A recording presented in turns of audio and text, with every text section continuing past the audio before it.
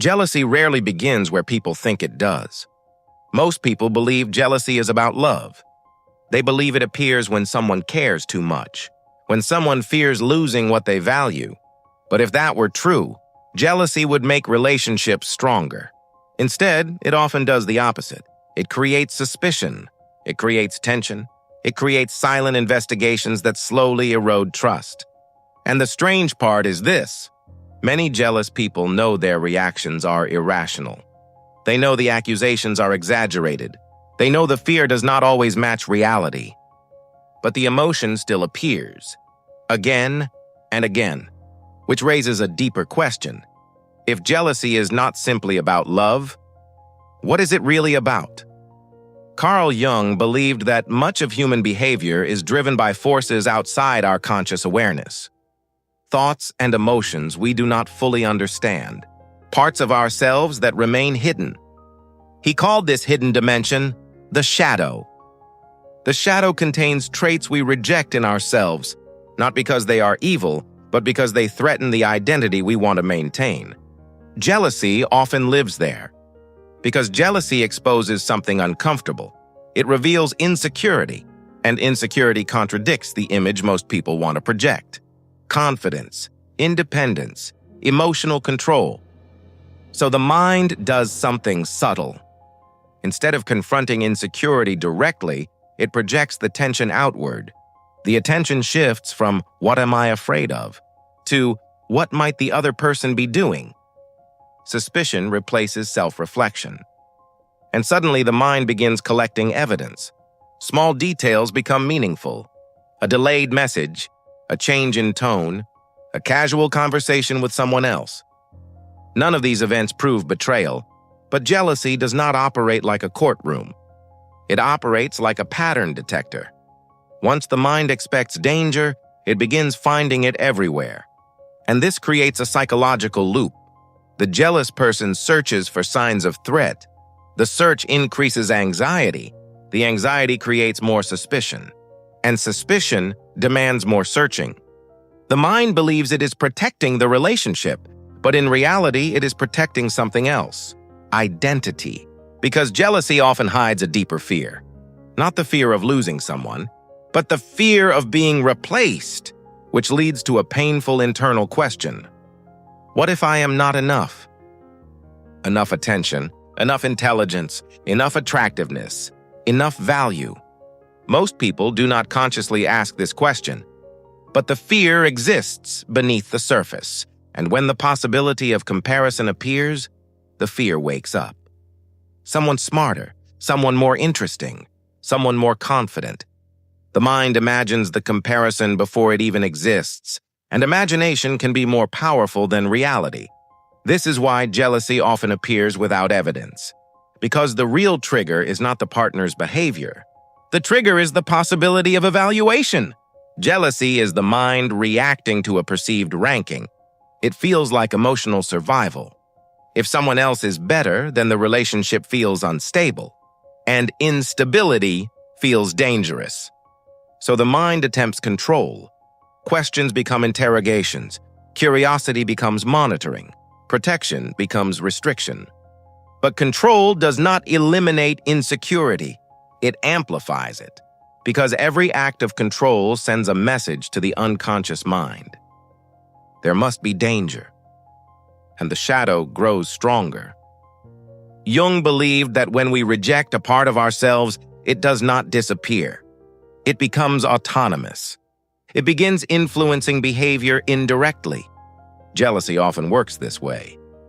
The more someone tries to suppress insecurity, the more power it gains beneath awareness. And then it appears through reactions, sharp comments, sudden accusations, cold silence. The person experiencing jealousy may believe they are reacting to the present moment, but often they are reacting to something much older. Old comparisons, old rejections, old moments where they felt inadequate. These experiences do not disappear with time. They become psychological reference points. And when a new situation resembles the old pain, the reaction returns, even if the current relationship is different. This is why jealousy can feel overwhelming. It is rarely about a single moment. It is the accumulation of many small doubts, many quiet insecurities, many silent comparisons. And because these fears remain unspoken, they become distorted. The mind fills the gaps with imagination. Worst-case scenarios appear instantly. Images that feel real, stories that feel convincing. But imagination is not truth. It is a projection of internal fear onto external events, and projections are powerful because they feel like perception. The jealous person believes they are seeing reality clearly, when in fact they are seeing reality through the lens of insecurity. And the more this lens dominates perception, the more the relationship becomes a battlefield. Trust decreases, freedom disappears, every action becomes suspicious. But here is the paradox. Jealousy often creates the very outcome it fears. Because relationships cannot survive under constant surveillance. People withdraw, they become cautious, they become distant. Not because they are guilty, but because they feel controlled.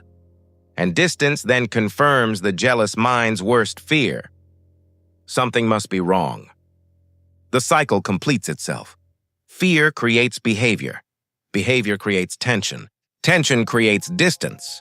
Distance appears as evidence. And the mind believes it was right all along. This is why jealousy is so difficult to break. It reinforces its own narrative. Every reaction becomes proof, unless something interrupts the cycle. Jung called this interruption awareness, the moment when a person begins to observe their own reactions instead of immediately believing them. This moment is uncomfortable because it forces a different question. Not, what is my partner doing? But, what is this fear inside me trying to protect? Often the answer leads back to identity, back to the fear of not being enough, back to the belief that value must constantly be proven. But relationships are not competitions. They are environments. And environments become unstable when one person constantly measures their worth against imagined rivals. Real security does not come from control. It comes from integration, from recognizing the insecurity instead of denying it, from accepting that comparison exists, but it does not define value. When jealousy becomes conscious, it begins to lose its power, because awareness breaks the automatic reaction.